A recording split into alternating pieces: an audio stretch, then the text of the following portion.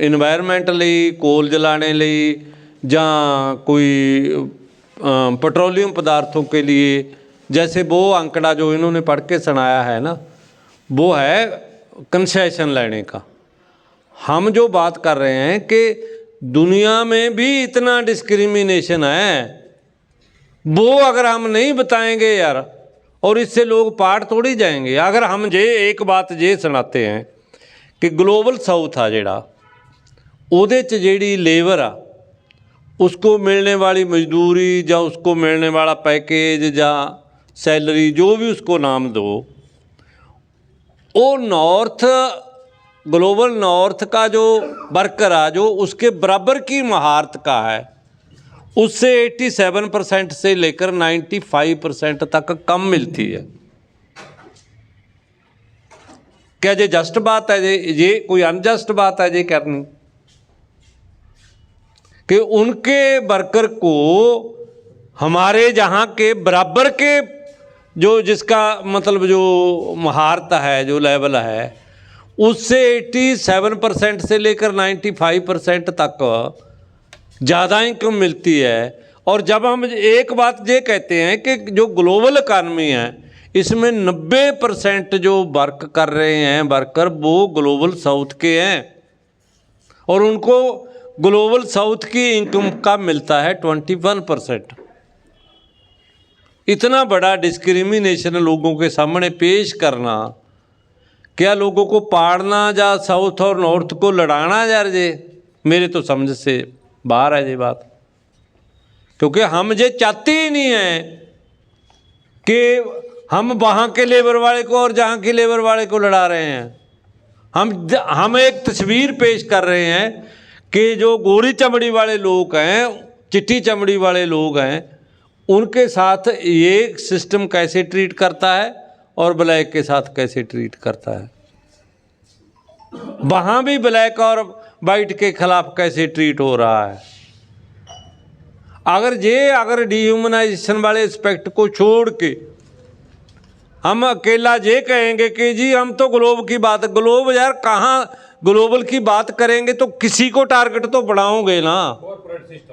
अब वो कॉरपोरेट है क्या, वो भी तो बताना पड़ेगा वो कर क्या रहा है। मैं भी तो आपको यही बताया, वो कॉरपोरेट बैठे कहाँ हैं। वो 77% तो फिर वहीं बैठे हैं, और 77% वो वहीं लोगों को निचोड़ के लेकर जा रहे हैं। क्या उनके घर के बारे में बात नहीं करेंगे क्या? मेरे को ये लगता है कि यार इसको ऐसे मत हो करो, इसको थोड़ा रैशनल तरीके से समझने की भी कोशिश करो और डिफाइन करने की भी कोशिश करो। लो जी, कि 50 साल हो गए हैं शराफ साहब ने लिखा हुआ कि वन वर्ल्ड सिस्टम काम कर रहा है, और ये एक थ्योरी है, डायरेक्शन है जनरल, जिसको हमें दुनिया में पहुंचाना था 50 साल। समझे आप? अच्छा, जो हम ये कहते हैं कि पहला सेंटेंस आप कहते हो कि आपकी सारी सूचनाएं इनके पास डाटा इकट्ठा हो रहा है। पहली बात हम कहेंगे कि डाटा अगर व्यक्ति का इकट्ठा करना इतना ज़रूरी नहीं है, फिर भी तुमने कर लिया कोई बात नहीं। जो डाटा दुनिया का है उस सामने रखो, इधर दुनिया की जनता के 800 करोड़ लोगों के सामने। समझे? ये पहला सेंटेंस होना चाहिए। ये नहीं कि हम नीचे से ऐसे करो, ऊपर से करो, नीचे से करो, ऊपर से करो, सीधा सीधा मार्क करो कॉरपोरेट वर्ल्ड के ऊपर कि ये मैं नहीं चल सकता कि कुछ लोग जो है सारे डाटा इकट्ठा कर लें, सारी जनता का 800 करोड़ का, और उनको कैद कर लें। पहले ये जनरल बात आप नहीं पहुंचाते, और जनरल तो डाल देते हो उस खाते में। जनरल और पर्टिकुलर को बिल्कुल अलग नहीं करना, जो इसको अलग कर रहे हैं हम, यही हमारी मिस्टेक हो रही है। मैं कोई पर्टिकुलर के खिलाफ नहीं हूँ, पर जब वो ये नहीं समझते कि जनरल और पर्टिकुलर को जोड़ा कैसे जाए। एक बात जब हम ये कहते हैं कि जितना इंडस्ट्रियलाइजेशन है उसका जनवादीकरण होना चाहिए, शराफ साहब ने कभी लिखा है। यानी इसका मतलब है कि वो कुछ पूंजीपतियों की कॉरपोरेट संपत्ति नहीं है, वो दुनिया के लोगों की संपत्ति है। जितना तुम्हारे साइंस और टेक्नोलॉजी उनका नहीं है, जो भी दुनिया का है वो दुनिया के लोगों का है। ये बात तो उन्हें पता होना चाहिए कि है तो हमारा। हम सोच ही नहीं रहे, हम दावेदारी ही नहीं कर रहे, और वो जनरल लाइन के बगैर हो ही नहीं सकती। बात समस्या कहाँ पर है? 800 करोड़ लोग ये सोचें कि यार आखिर फंस कहाँ गए हम। हमें सारा कुछ राजनीति देखो, आर्थिक देखो, सारी आइडियोलॉजी में देखो, हमें तो जीरो बना दिया गया है दुनिया के लोगों को। वैचारिक दृष्टि से जीरो हम, अधिकार की दृष्टि से जीरो हम, इकोनॉमिक दृष्टि से जीरो हम, टेक्नोलॉजी पर कंट्रोल हमारा जीरो हमारा। ये हो क्या गया? ये हो गया कि आप सामने सामने देख रहे हो। आप स्टीव की किसकी नाम ले रहे थे अभी, हनुमान जी? पीटर थिल की बात करते हो। वो पीटर थिल तो कहते हैं जोस बेजोस्कार फलानों का ये वो अंडरग्राउंड थ्योरी बता रहे हो। अंडरग्राउंड क्या है? ओपन आपके सामने स्टीव पीटर थिल की कोई ज़रूरत नहीं है। क्या आप ये नहीं जानते कि दुनिया की सारी कंपनियां को तो मालिक बना दिया है तुम 800 करोड़ लोगों ने? तुम ये मानते हो कि कंपनियां तो उनकी ही हैं। क्यों हैं उनकी? क्या ये जनरल बात नहीं समझ में आती कि मानव जाति का ज्ञान, मानव जाति की नेचुरल रिसोर्स पूरे मानव जाति के और जीव जगत के हैं, हमारे भी नहीं हैं अकेले, बायोडाइवर्सिटी के हैं। क्या ये बात समझ में नहीं आ सकती? और अगर ये नहीं आ सकती तो कोई नीचे से उठ के ऊपर जाए, इनको ऊपर से नीचे आए। समझ गए बात?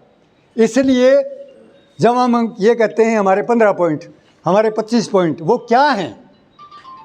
वो सीधे के सीधे सारा लोकल टू ग्लोबल इंटीग्रेटेड हैं। वो जनरल और पर्टिकुलर दोनों को कवर करते हैं। सुनो बात, अब ये हमारी समस्या है कि हम इसको नहीं समझा पा रहे हैं। ये है हमारी बेसिक समस्या। हमारी बेसिक समस्या में ये जो डिवीज़न है ना कि ये ज़रूरी है, कि ये ज़रूरी है, ये ज़रूरी है, वो तो सारे ही ज़रूरी हैं। आंकड़ों तथ्यों में नहीं है बात डायरेक्शन में है। हम डायरेक्शन में जनरल को स्थान नहीं दे रहे हैं और पर्टिकुलरिटी में डाइवर्ट हो जाते हैं, वन साइडेड जाते हैं। ये अपराध मुझे लगता है कि हमारे ग्रुप ने 50 साल हो गए करते हुए, और मेरे को करते हुए। अब फिर कोई कह देगा बहुत क्या करवाना चाह रहा है। करवाना ये चाह रहे हैं कि जनरल और पर्टिकुलर को जोड़ के बात देखो। श्राफ साहब की सारी राइटिंग जुड़ी हुई है, हम अपने एक्सप्लेनेशन पर चल पड़ते हैं, ये नहीं चलना। ये गाइडिंग प्रिंसिपल है। गाइडिंग प्रिंसिपल में एनवायरनमेंट सस्टेनेबिलिटी एक बात, उसके बाद सोशल जस्टिस या social security, people empowerment, social need productivity, all around transparency and global piece. World peace का हो, ग्लोबल पीस का हो। अच्छा, उनमें से एक बात पर focus, social justice. Social justice का पैमाना क्या दिया है भला? 1:5 दिया है ना। किसमें? इकॉनमी में, सोशल सिक्योरिटी में। क्या ये शरा उपदेश है या कंट्री के अंदर हर कंपनी में 1:5 का प्रचार होना चाहिए? ऐसे ही मैंने गद्दारी को भेजा था एक एजेंडा ऐड करने के लिए। तो जहाँ एजेंडा चला है एनर्जी वाला, वो जो आया टेरिटोरियल, अब वो तो अब न्यू डिवीजन आ गई ना, टेरिटोरियल, और वो carbon border management, adjustment management है, मेजर मैनेजमेंट है, वो एक नया एजेंडा आया है अब।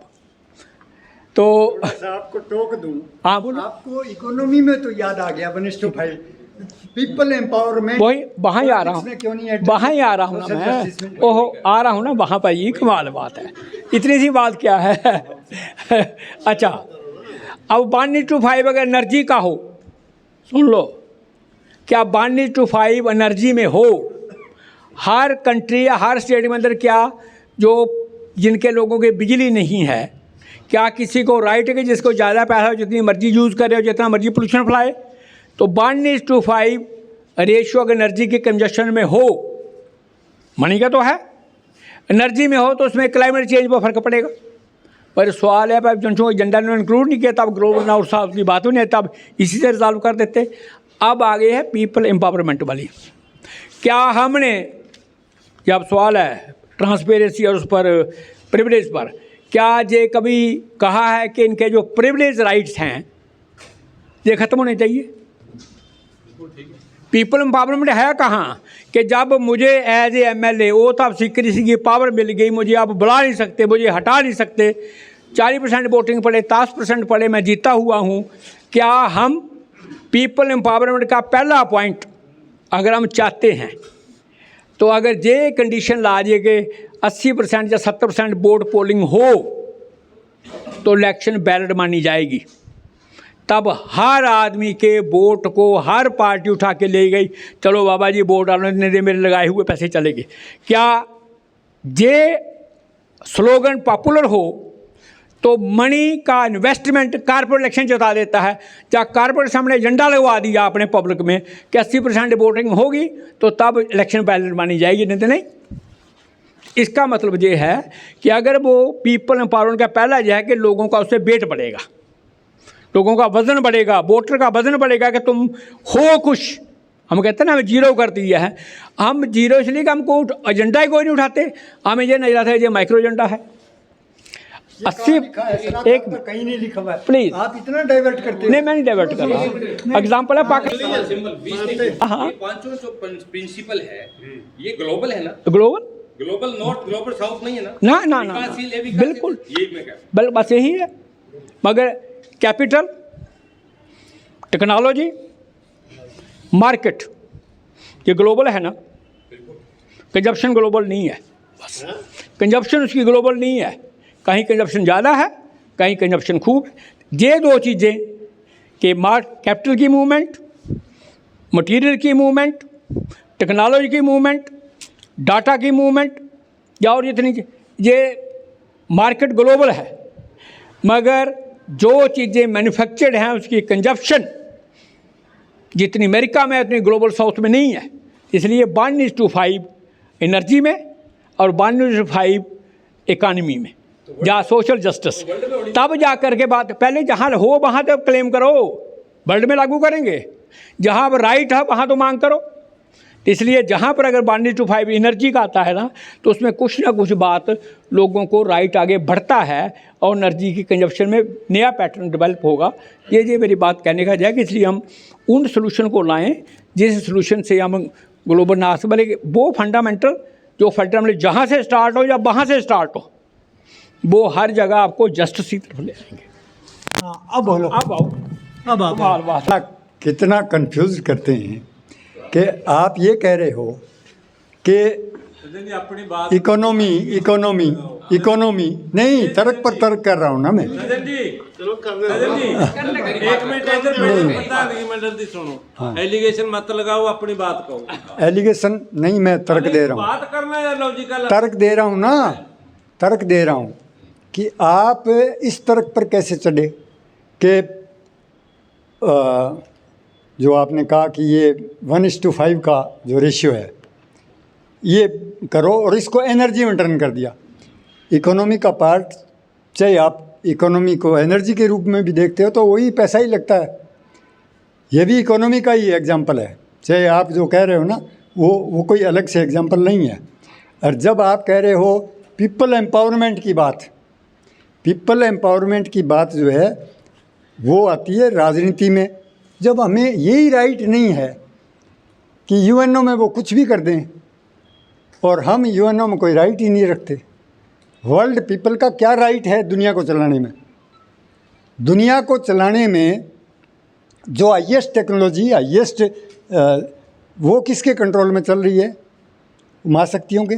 और वो यूएन को चाहे जैसे चला रहे हैं, वर्ल्ड पीपल की कोई उसके अंदर दखलंदाजी नहीं है, कोई राजनीति उनकी नहीं चलती, कोई राजनीतिक पावर इतनी भी नहीं है दुनिया के लोगों को।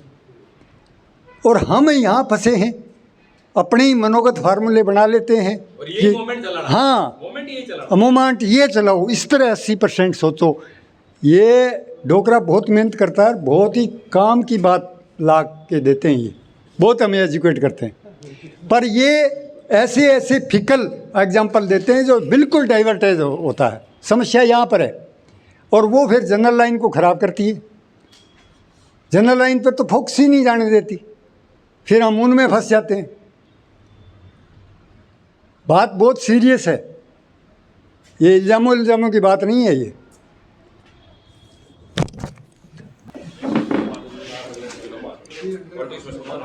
देखो, अपन जब सिस्टम की बात करते हैं ना, तो सिस्टम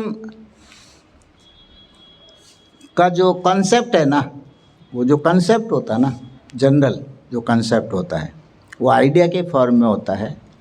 जो ही कहते हैं ना भाई पूंजी के कॉन्सेप्ट में, ये क्या कहते हैं, करेंसी ये पूंजी है, और इसी पर पूरा एक सिस्टम बना दिया कि पैसे कमाओ, पैसे कलेक्ट करो, आपका विकास भी है, स्वस्थ भी उससे रहोगे, डेवलप भी उससे होगा। ये एक कंसेप्ट है, ये एक सिस्टम, क्या पूरा, ये जनरल भी और पर्टिकुलर भी।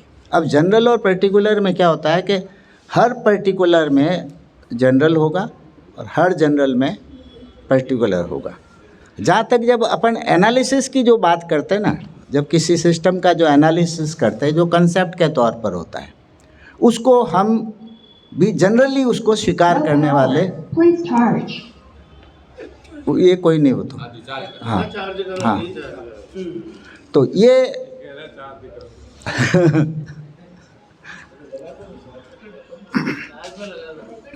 हेलो, तो अपन क्या जनरली जब एक्सेप्ट कर लेते हैं, जनरली अपन जब एक्सेप्ट कर लेते हैं, स्वीकार कर लेते हैं मोटे तौर पर। अब सवाल है उसको लागू करना। जो ही लागू करना है, तो लागू करने में कौन सी एजेंसी है, उसकी उस जनरल के बारे में क्या समझ बनी है। उसमें व्यक्ति भी होगा, जिला यूनिटी भी होगा, अगर संगठन में देखते हैं तो ऑल इंडिया कमेटी भी होगी, और उनके सारे मेंबर, हमदर्द, वो सब होंगे। उनकी जो अंडरस्टैंडिंग होनी, वो उसको इम्प्लीमेंट करेगा, और वो इम्प्लीमेंट करते वक्त फिर उसका खुद का एक्सप्लेनेशन होगा कि मैं जो, हम सब ने जो सहमत किया ना जनरली, उसके मुताबिक मैं ही करेक्ट हूँ, मैं ही ज़्यादा ठीक हूँ, एफिशिएंटली हूँ। वो डिफरेंस भी रहेगा अपने में, सारा डिफरेंस रहेगा। लेकिन अपन जब एनालिसिस करते वक्त डायरेक्शन संबंधी कोई मिस्टेक हो ना, वो एक्सेप्ट नहीं करेंगे। फैक्ट्स के मामले में उस फैक्ट्स को आप कौन से कंसेप्ट को एक्सप्लेन करने के लिए इस्तेमाल कर रहे हो, वह है, वो फिर जनरल और विशिष्ट जुड़ जाता है। जो ही आप ये सेंटेंस बोलते हो किसी एक व्यक्ति को ही कि यार ये परमाणु शस्त्र नहीं होने चाहिए यार, ये बोलते हो आप, तो आप इस सिस्टम का जनरल भी और पर्टिकुलर भी जोड़ रहे हो।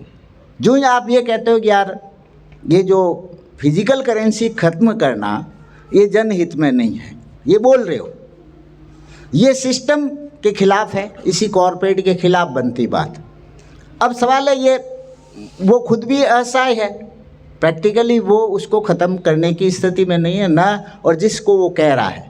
सवाल है कि ये जनरल भी है और पर्टिकुलर भी है।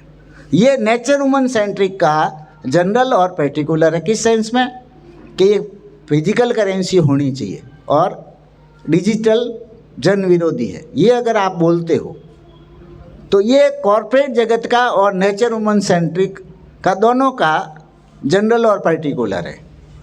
अब मतलब जब आप कह देते हो ना फिजिकल, ये लोगों का इंटरेस्ट का है। अब 1:5 का पीपल्स एम्पावरमेंट के, ये सारी बातें 25 जो पॉइंट है ना पूरे सिस्टम के विकल्प के तौर पर दी हुई है। जो ही मैनेजमेंट की जब बात आती है तब आप उसको जोड़ नहीं पाते हो। जैसे लोगों को बताते यार कंपनी इतनी ज़्यादा पावरफुल हो गई है, और इसी का बखान अपन करते रहते हैं कि ये ज़्यादा पावर है, तो कई बार क्या होता है कि उनमें निराशा भी आ जाती है, कुछ हो ही नहीं सकता है, इतनी ज़्यादा पावरफुल है, हम क्या कर सकते हैं अकेले। जब उसको आप इसके साथ जोड़ देते हो कि यार इसका जो प्रबंध मंडल है उसमें यार जो जिनका शेयर में भी शेयर लगा रखा हूँ, शेयर में लगाते हैं ना पैसे, अडानी के ही मान लो शेयर होल्ड मैंने खरीद रखे, इनमें से जो बैठे मान लो लोगों ने खरीद रखे, तो कहे कि प्रबंध मंडल में इनका भी हिस्सा होना चाहिए साधारण शेयर होल्डर का। ये जब आप कहते हो, और जो उसमें कर्मचारी है जिन पर वर्क प्रेशर, हर कंपनी में कर्मचारियों पर बहुत ज़्यादा दबाव है, तो उनको भी प्रबंध मंडल में ले लो और 3 साल के लिए प्रबंध मंडल होना चाहिए। हर 3 साल में इसका इलेक्शन हो। तो इलेक्शन का जो जनरल प्रोसेस लोगों के दिमाग में है, तो क्या ये तो हमें ध्यान ही नहीं आ रही, कंपनियों में भी इलेक्शन होना चाहिए, ये आज की ज़रूरत है, पहले नहीं थी, अब ज़रूरत है, नहीं तो ये दुनिया आगे बढ़िया नहीं चलेगी, ये मौत की तरफ ले जाएगी, कंपनियों की मनमानी भी करेगी। जब ये बात हर जगह आप जोड़ते नहीं हो, और अब डायरेक्ट हिट तो मेरे ख्याल से एक हिट तो है नहीं, हिट भी कई टाइप के लगाने पड़ेंगे। मोहल्ले में बैठते हो तो आप अलग, एक व्यक्ति से बात करते हो अलग, कंपनी का मैनेजर से बात कर रहे हो तो अलग हिट होगा, आपके कलेक्टर सामने हैं, ज्ञापन देने गया, तर्क हुआ, कुछ बात हुई तो उसका अलग टाइप का जनरल और पर्टिकुलर होगा। कमिश्नर सामने है और कौन सा व्यक्ति सामने है या एजेंसी सामने है, उसके मुताबिक डिसाइड होगा जनरल और पर्टिकुलर।